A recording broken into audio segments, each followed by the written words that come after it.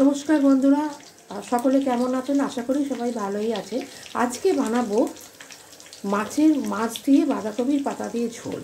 মাছগুলো ভেজে নিচ্ছি, তার সাথে রয়েছে বাঁধাকপির পাতা, কড়াইশুঁটি এবং আলু। এই দিয়ে হয়ে যাবে বাঁধাকপির পাতা দিয়ে মাছের ঝোল। যে তেলে মাছ ভেজেছি সেই তেলেই তেজপাতা ফোড়ন দিয়ে দিলাম, শুকনো লঙ্কা ফোড়ন দিয়ে দিলাম, জিরে ফোড়ন দিয়ে দিলাম, টমেটো দিয়ে দিলাম এবং আদা হাফ ইঞ্চি মতো আদা দিয়ে দিলাম। দিয়ে এটা ফ্রাই হবে। নুন দিয়ে দিলাম এবং হলুদ।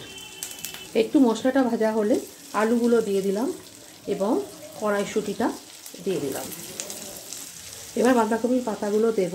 রেসিপিটি ভালো লাগলে লাইক করবেন, শেয়ার করবেন, সাবস্ক্রাইব করে দেবেন এবং কমেন্ট বক্সে অবশ্যই বানাবেন, বাড়িতে বানিয়ে অবশ্যই লিখবেন।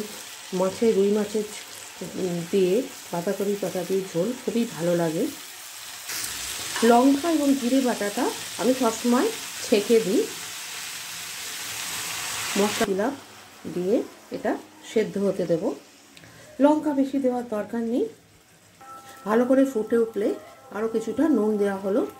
কপি পাতাগুলো প্রায় সেদ্ধ হয়ে গেছে। এবার আমি মাছটা দিয়ে দেবো। মাছটা দিয়ে কিছুক্ষণ আমি এটা সেদ্ধ হতে দেব।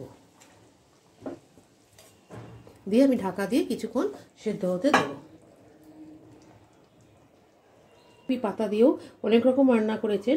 এই বাঁধাকপির মাছ দিয়ে, রুই মাছ দিয়ে এই রান্নাটি বাঁধাকপির পাতা দিয়ে ঝোল একবারটি করে দেখবেন, সকলকে খাওয়াবেন, কমেন্ট বক্সে লিখবেন কেমন লাগলো জানাবেন। দেখবেন গরম ভাতে বাঁধাকপির পাতার ঝোল অবশ্যই ভীষণই সুন্দর লাগে খেতে। আপনারাও বানাবেন। ভালো থাকবেন, সুস্থ থাকবেন। নমস্কার।